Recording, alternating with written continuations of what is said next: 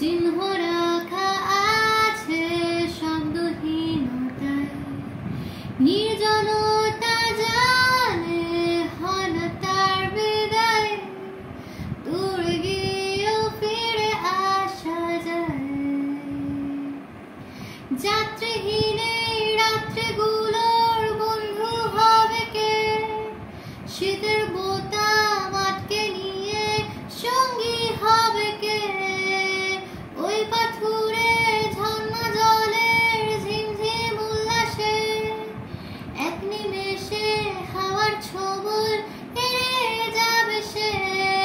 আবার ফিরে এলে জেগে আছি পরিণী ঘুম।